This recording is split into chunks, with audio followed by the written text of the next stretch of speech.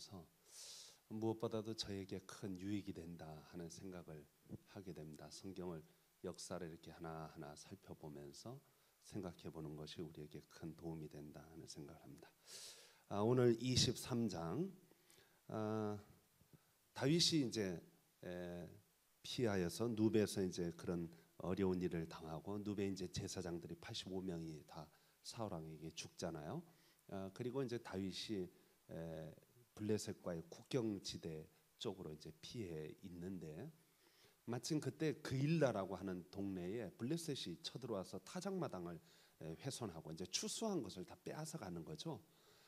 그일라는 블레셋과 이스라엘, 유다와 국경지대에 있는 조그마한 도시입니다.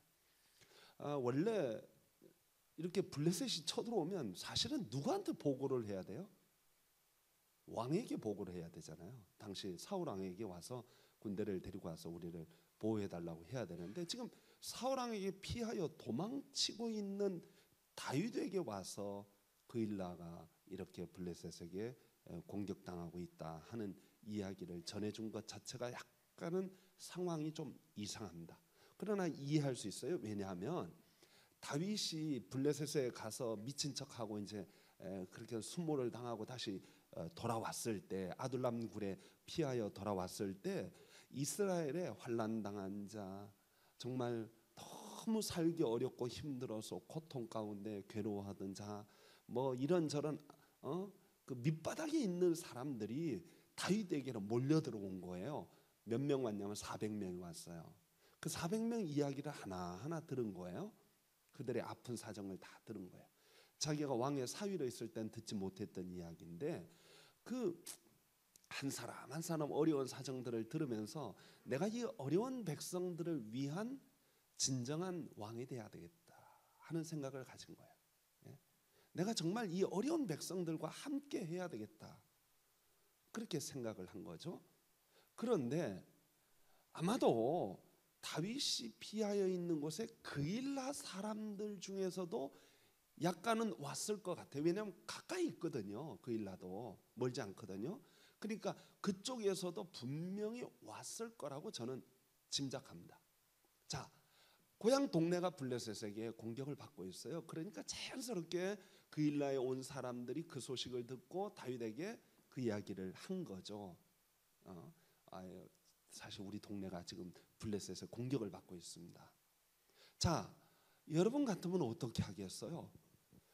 사실 400명 가지고 블레셋과 싸운다는 것은 무모한 싸움일 수밖에 없습니다. 무모한 싸움이에요. 뭐 그 당시 무기들 제가 여러 차례 소개해드렸지만은 이스라엘은 무기다운 무기를 갖고 있지 않아요. 그냥 농기구들 갖고 있다든가 막대기로 싸운다든가 막 그런 정도예요. 블레셋은 칼과 창을 다 갖고 있는 군대고 더군다나 인원수도 너무 적고 그런 차원에서 블레셋과 싸우는 것은 거의 이건 뭐 계란으로 바위를 던지는 격과 같다고 말할 수 있습니다. 여러분 같으면 어떻게 하겠어요? 사실 사람들이요 말로는 좋은 말 얼마든지 할 수 있어요. 국회의원, 대통령 될 때 내가 정말 백성을 위하여 일하는 사람이 되겠습니다. 뭐 교회에서 직분을 맡을 때도 비슷한 각오를 하죠. 내가 정말 백성들을 위하여 어려운 사람들을 돌보고 교인들을 돌보고 일을 하겠습니다 하는 그런 마음가짐을 가져요. 마음가짐 그런 마음조차도 가지지 않는 사람은 뭐 그건 정말 자격 미달도 그런 미달이 없죠. 부족한 사람입니다. 그런데 마음은 가졌는데 현실적으로 막상 그 일을 하려고 그러면 이것저것 생각하면 어려운 일이 한두 가지가 아닌 거예요. 한두 가지가 아닌 거예요. 그때 여러분들은 어떻게 하겠어요? 내가 생각은 그렇게 좋은 생각을 가졌어요. 근데 막상 그 자리에 딱 앉아보니까 이게 쉬운 일이 아니야. 이게 다윗은 그 상황에서 하나님의 뜻을 묻습니다.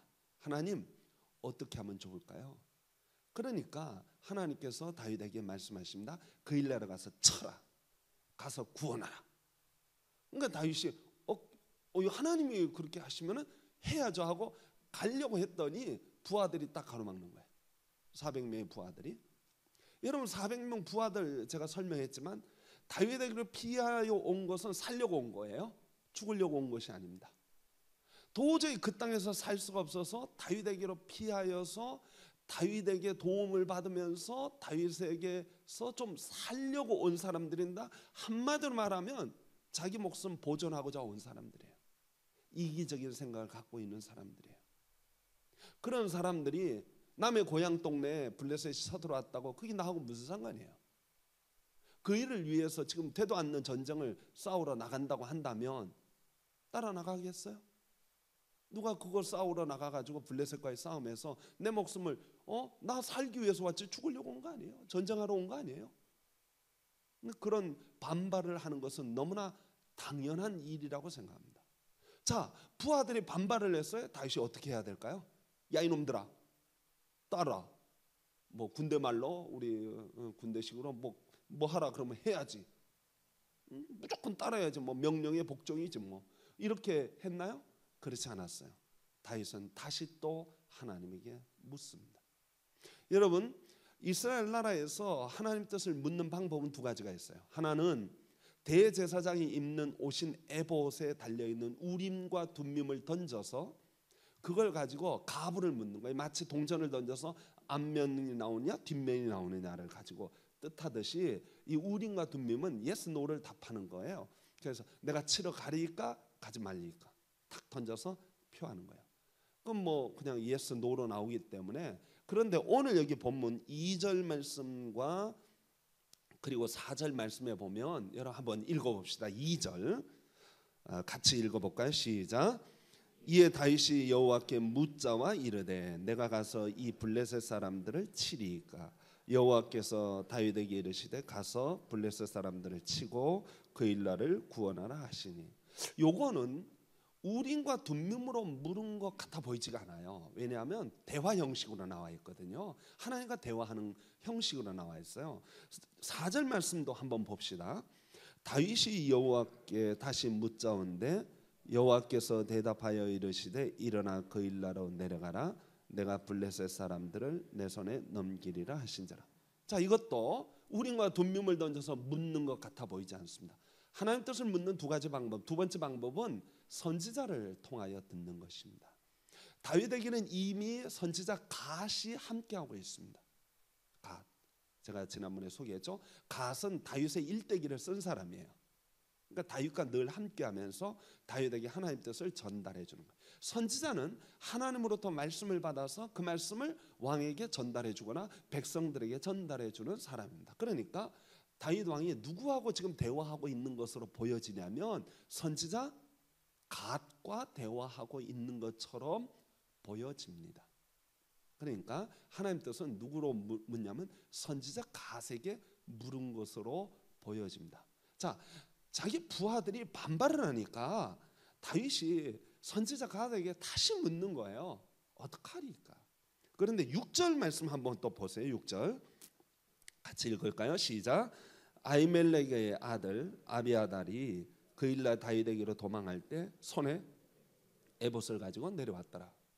자, 아비아달이 지난번에 누베에서 제사장들이 다 죽었을 때 아비아달이 뭘 갖고 왔냐면 에봇, 대제사장의 징표예요. 대제사장이 입는 옷이고 가장 대제사장 역할을 하려면 에봇이 꼭 필요해요. 에봇으로 하나님 뜻을 물으니까 이것을 가지고 왔어요. 그렇다면 다윗이 에봇을 통하여 우림과 둠밈을 통하여 하나님 뜻을 물었을까요? 안 물었을까요? 저는 물었을 거라고 생각합니다. 이거 그래서 6절에 기록한 거예요. 백성 자기 부하들이 반발을 하니까 하나님 뜻을 선지자 갓에게도 묻고 우림과 둠밈을 통하여 제사장에게도 묻는 다윗은 잡아라. 하나님 뜻이 이렇다 하고 몇 번에 걸쳐서 자기 부하들에게 지금 설명하고 있는 거예요. 하나님 뜻이 뭐하다. 이스라엘 나라는 신정국가예요. 이스라엘 나라는 여러분들 구약을 통하여 배우면 아시겠지만 이스라엘 나라는 하나님에게 기름 부음 받은 세 사람에 의해서 나라가 다스려집니다. 누굴까요? 첫째 왕, 두 번째 제사장, 세 번째 선지자. 다윗 곁에는 지금 이 세 사람이 다 있어요. 자 보세요. 다윗은 왕으로서 하나님에게 기름 부음 받았죠. 대제사장인 아비아달이 있죠. 그리고 선지자 갓이 있어요. 딱 시스템이 딱 갖추어진 거예요. 이 시스템이 딱 갖추어져서 이제 드디어 왕으로서의 역할을 감당해내기 시작하는 다윗입니다. 이제 막 시작하려고 그러는 거예요. 사울은 반대로 사울은 자기한테 충원을 한 사람 다 죽여버려요. 대제사장, 제사장 싹 죽여버렸어요. 그러니 사울은 왕의 하나님 뜻을 물을 수 있는 길이 있어요? 없어요? 없어요. 이제 분명하게 하나님 뜻은 누구에게로 옮겨졌어요? 다윗에게로 옮겨졌어요. 다윗이 그 부하들을 설득해서 그 일날을 쳐들어갑니다. 쳐들어가서 단번에 박살을 냅니다. 하나님이 함께해 주신 거죠. 전쟁의 승리는 이스라엘 사람들 항상 그렇게 해석했어요. 전쟁의 승패는 누구에 달려있다? 하나님에게 달려있다. 그래서 다윗은 하나님의 도우심으로 블레셋을 쳐부수고 거기 있는 그 사람들이 가져갔던 물건들 뿐만 아니라 그들이 블레셋 군대의 그것들을 다 빼앗아 가지고 그일라 성으로 돌아옵니다. 여러분 생각해 보세요. 상상해 보세요. 원래 오합지졸로 모였어요. 백성들 400명이 모일 때는 살려고 모인 사람들이 자기 한 목숨 살려 그러고 이기적인 생각을 가지고 있고 무슨 뭐 대의를 위해서 명분을 위해서 일할 생각을 아무것도 가지지 않은 그런 400명이 다윗에게 설득을 당해서 블레셋과 전쟁을 나간 거예요. 정규 군인도 아니에요. 그냥 전쟁 나가서 승리한 거예요. 그리고 전리품들을 거두어 가지고 그일라 성으로 들어올 때 그일라 백성들이 얼마나 환호했을 것 같아요. 우리를 구원해 준 다윗의 군대는 막 환호하고 다윗의 군대에 속하여 있는 400명의 군사들이 그때 들어가면서 어깨에 힘 좀 들어갔을까요? 안 들어갔을까요? 들어갔어요. 틀림없이 들어갔습니다. 어깨에 힘 딱 들어가면서 야, 하나님의 뜻을 따라 이 위대한 지도자인 다윗을 우리가 다윗이 그래도 희망이지 않을까, 다윗이 우리에게 소망이 되지 않을까 하고 찾아오긴 왔으나 반신반의한 것이 있었거든요. 그런데 다윗의 뜻을 따라서 전쟁에 나가서 승리하고 보니까 다윗은 진짜 우리가 믿을 왕이구나. 다윗은 진짜 우리가 따를 왕이로구나. 야, 정말 이스라엘 이 대의와 명분을 위하여 하나님의 뜻을 위하여 싸우는 일이 이게 얼마나 좋은 일인가를 그때 그들이 깨달은 거예요. 깨닫지 않았겠어요? 신나거든요. 승리했거든요. 막 들어갈 때 막 예수님 마치 예루살렘 들어갈 때 예루살렘 백성들이 호산나 호산나 막 하듯이 막 그렇게는 하지 않았겠지만 그 일라 백성들이 막 난리가 났죠. 살려줬으니까. 폼 잡고 들어갈 때 아마 그 400명은 오합지졸에서 그 순간 강하고 능한 군사로 정말 하나님의 군사로 바뀌는 순간이 아닐까. 그리고 다윗도 그동안 말로만 백성을 위하고 생각으로만 백성을 위한다고 하던 그가 이제 실질적으로 고난당하는 백성, 아파하는 백성들을 위하여 일하는 실질적인 왕으로서의 모습을 갖추기 시작합니다. 이게 이제 다윗의 모습이에요. 자, 그일라에 들어갔어요. 그일라 성에 딱 들어갔는데 어디나 그렇지만 도액 같은, 제가 왜 그랬었어요. 왜 여러 번 그랬기 때문에 여러분 아실 거예요. 도액 같은 인간이 있어요. 여러분 도액이 사울에게 고하여서 그 아히멜렉 집안 전체가 다 85명이 죽었잖아요. 그러니까 그일라에 도액 같은 이런 자기 한 몸 살려고 그렇게 생각하는 이런 간신배 같은 무리가 있어요. 이 사람이 사울에게 달려갔어요. 누군지 이름은 나와 있잖아요. 성공하지 못했기 때문인 것 같아요. 사울에게 달려갔어요. 그래서 일러 바쳤어요. 다윗이 그일라에 왔습니다. 들어왔습니다. 그러니까 사울이 야, 때는 됐다. 성 안에 들어가면 성문은 딱 닫으면 다윗이 빠져나갈 길이 없잖냐. 그럼 포위된 거다 이거는. 그러니까 얼른 달려가서 잡아야지. 응? 잡아야지. 그리고 군사를 동원해서 그일라로 내려가려고 하는데 다윗에게도 그만한 첩보망은 있어요. 사울 곁에 그래도 사울을 따르고 있지만 다윗에게 마음을 두고 있는 사람들이 있었어요. 이를테면 히틀러 치하에 히틀러에게 순종하는 것처럼 보이지만 반대하는 장군들이 있었어요. 총참모 총장도 그 당시 히틀러 암살 운동을 가담했던 사람 중에 한 사람인데, 이런 사람들이 있단 말이죠. 정보를 급히 준 거예요, 다윗에게. 다윗이 그 정보를 받고, 야, 어떡할까? 이 성 안에서 사울과 싸울까 말까 고민인 거예요. 그런데 다윗이 이제부터는 그일라 싸움 할 때부터 하나님의 뜻을 묻기 시작했어요. 그러니까 다 자연스럽게 선지자 가드에게 혹은 우림과 둠밈을 통하여 하나님 뜻을 물어요. 그일라의 백성들과 함께 내가 싸울까요 말까요? 그일라 백성들이 나를 따를까요 안 따를까요? 여러분들을 구원해 줬어요. 블레셋의 공격하에 있는 그일라를 다윗이 와서 구원해 줬단 말이죠. 그럼 그일라 백성들이 누구 편이 돼야 돼요? 생각해 보세요.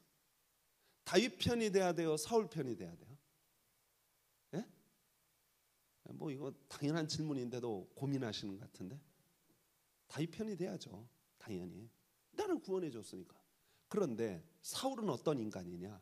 잔인하기 그지없어요.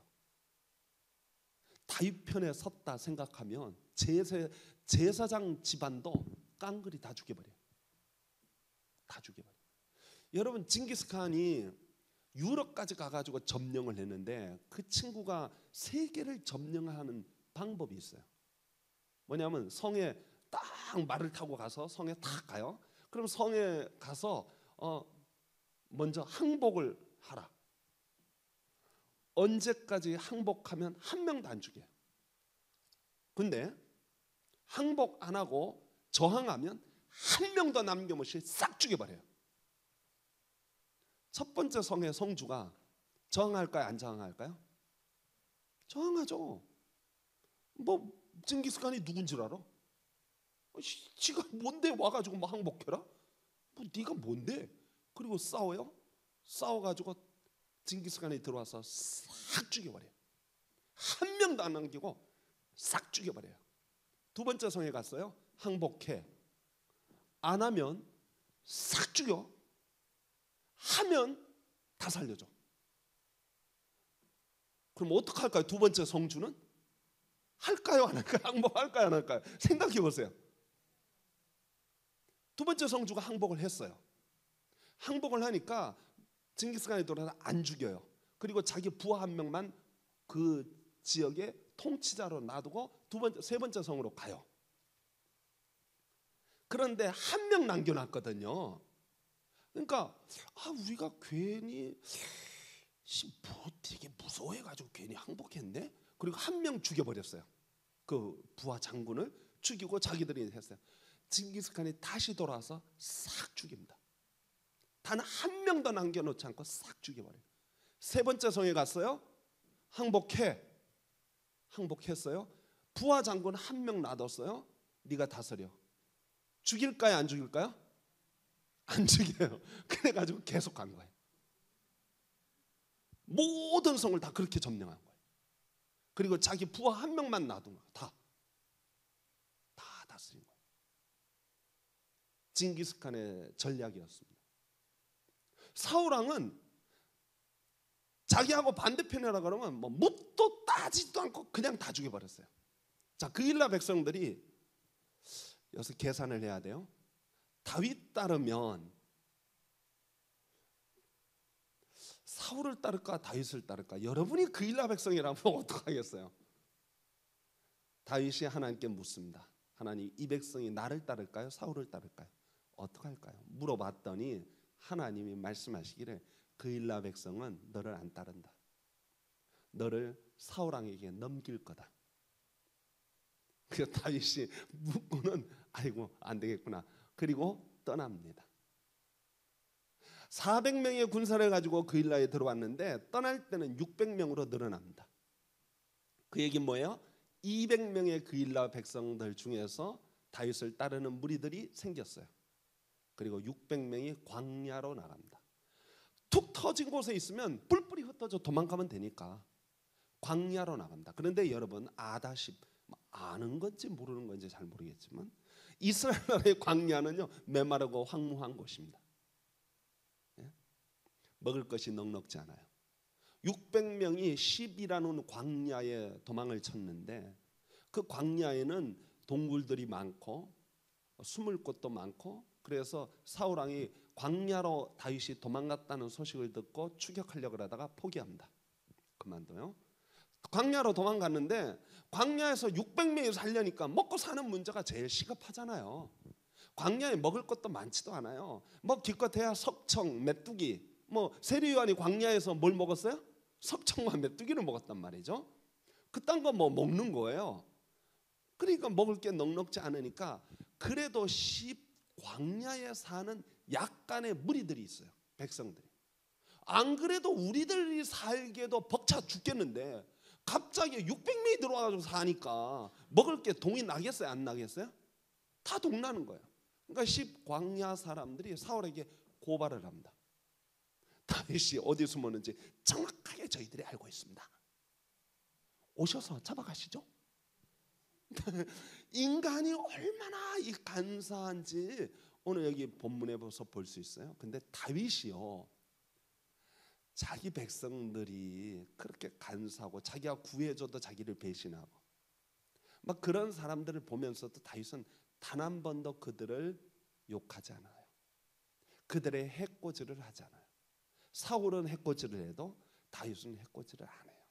왜?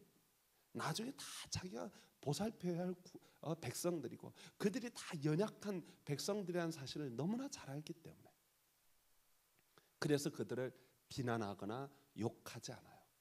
그리고 그들을 품어줘요.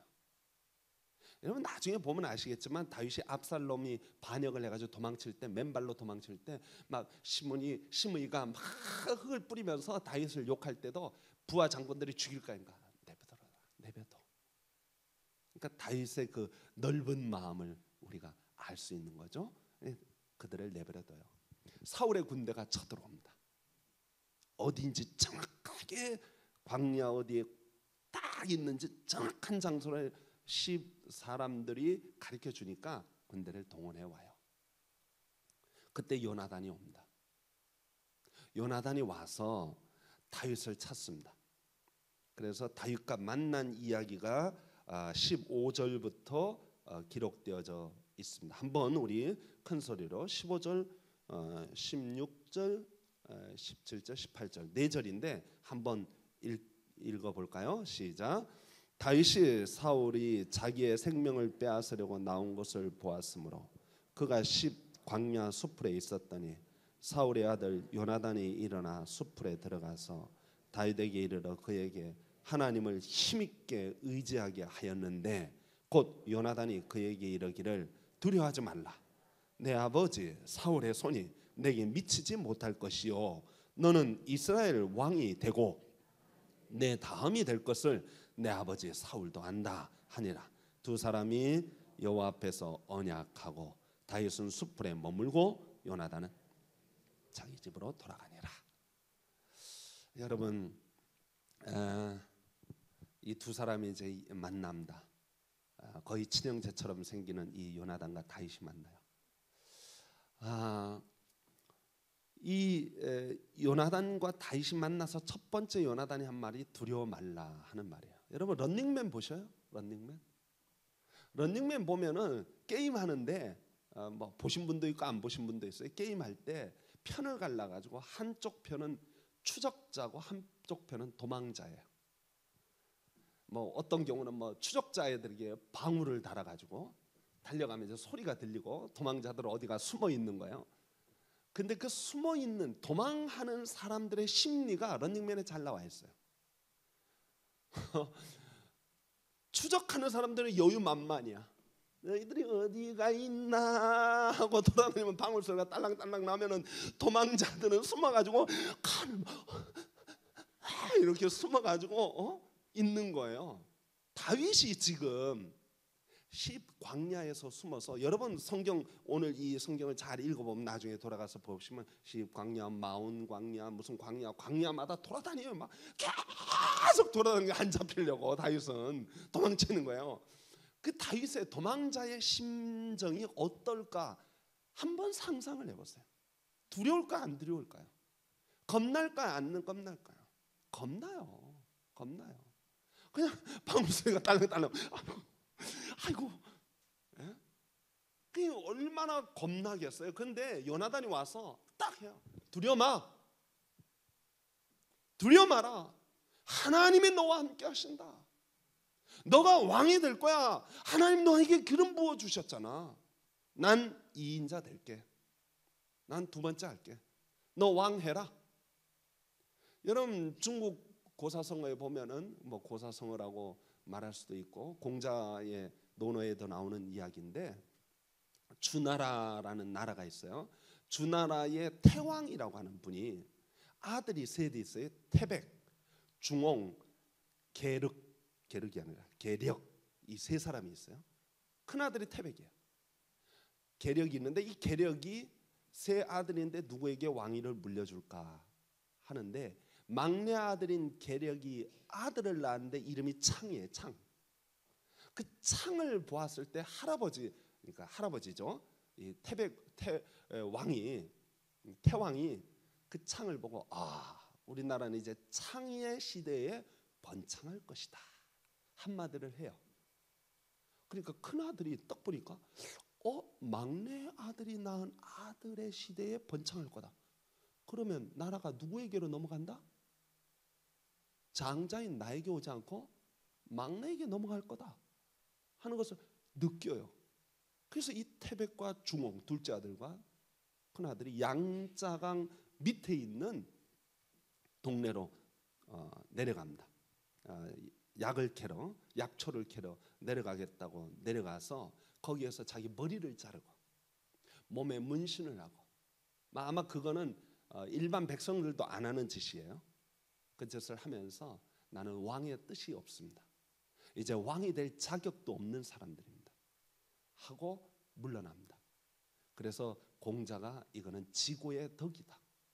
자기 막내 동생을 위하여 기꺼이 뒤로 물러난 정말 멋진 덕이다. 그래서 지고의 덕이라고 표현을 했어요. 그래서 이 계력이 왕이 되고 그 다음 아들 창이 왕이 됐을 때 주나라가 가장 번성합니다. 자, 이 얘기인데 뭐냐면 큰아들 둘째 아들이 욕심 부릴 수 있어요. 욕심 부리면 뭐가 돼요? 형제간의 난이 일어나는 거예요. 우리 조선시대 때 이방원이 형제간의 난을 일으키잖아요. 다 죽이잖아요. 형제간의 난이 일어나요. 아버지도 쫓아내요. 그래서 함흥차사가 함흥으로 도망가게 되고, 그런 집안에 비바람이 부는 거예요. 그런데 이 큰아들과 작은아들이 기꺼이 막내를 위하여 물러난 거예요. 그리고 나는 왕으로서 자격도 없다 할 정도로 머리 빡빡 깎고 몸에 문신하고, 그리고 우리는 자격 없습니다. 안 합니다. 그래서 주나라가 온전한 나라로 설 수 있었어요. 요나단도 하나님이 다윗에게 기름 부었다는 사실을 아는 순간, 하나님이 기름 부어 주신 다윗, 그는 기꺼이 그를 인정합니다. 기꺼이 그를 받아들입니다. 하나님이 그렇게 하셨다면 자기보다 무려 10년 이하의 어린 다윗에게 그렇게 해주셨다면 나는 기꺼이 그를 섬기리라. 그리고 나는 2인자 되겠다고 뒤로 물러섰습니다. 자, 다윗이 어찌됐든 이렇게 용기를 주고 힘을 주고 막 요나단이 격려하는 그런 소리를 듣고 광야에 피하는데, 사울의 군대가 와서 거기를 포인트를 알고 딱 포위를 했어요. 이제 꼼짝 달싹할 수 없이 죽을 수밖에 없는 위기에 처했어요. 그런데 놀라웠게도 파발마가 달려오더니 사울에게 말합니다. 블레셋 군대가 대량으로 쳐들어옵니다. 여기 있을 수가 없습니다. 빨리 가서 블레셋을 물리쳐야 합니다. 그래서 그 포위를 풀고 가서 블레셋과의 전쟁을 합니다. 그래서 다윗이 살아나요. 다윗이 이때 하나님의 도우심을 깨닫게 됩니다. 요나단이 와서 두려워 말라고 말했죠. 그리고 하나님이 기적적으로 자기를 구해주죠. 하나님이 자기와 함께 하시는 것을 깨닫고 그가 시를 하나 씁니다. 시편 27편입니다. 시편 27편을 이렇게 씁니다. 여호와는 나의 빛이요 나의 구원이시니 내가 누구를 두려워하리요. 여호와는 내 생명의 능력이시니 내가 누구를 무서워하리요. 악인들이 내 살을 먹으려고 내게로 왔으나 나의 대적들 나의 원수들인 그들은 실족하여 넘어졌도다.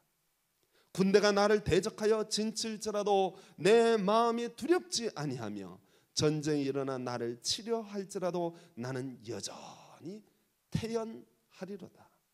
내가 여호와께 바라는 한 가지 일 그것을 구하리니 곧 내가 내 평생에 여호와의 집에 살면서 평안히 살면서 여호와의 아름다움을 바라보며 그의 성전에서 사모하는 그것이니라.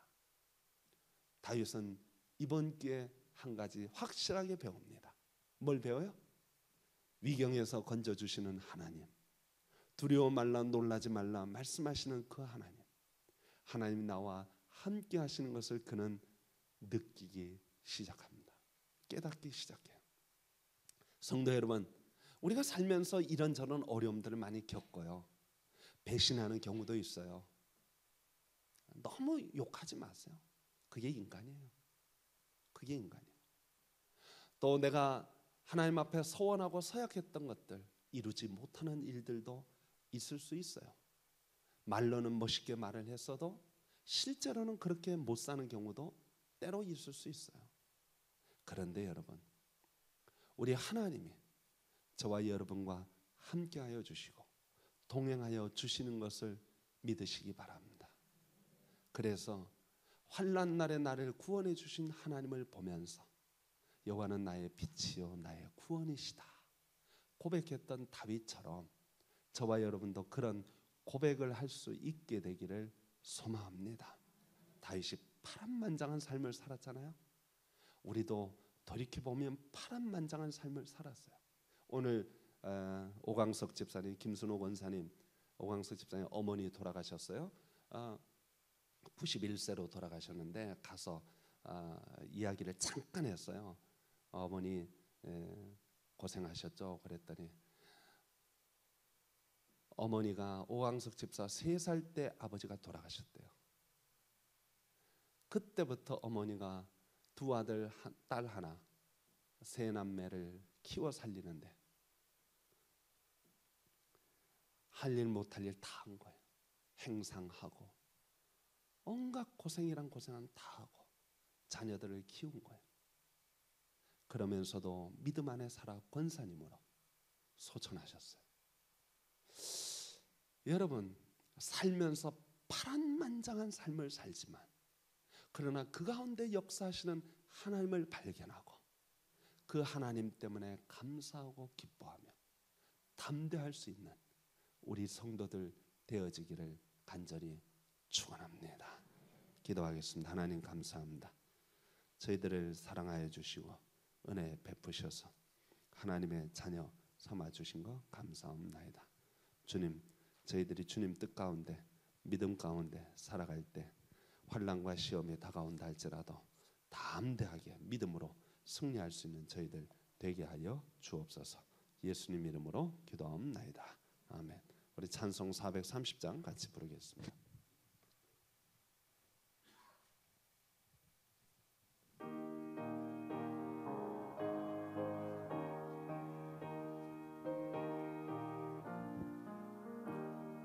주와 같이 길 가는 거 즐거워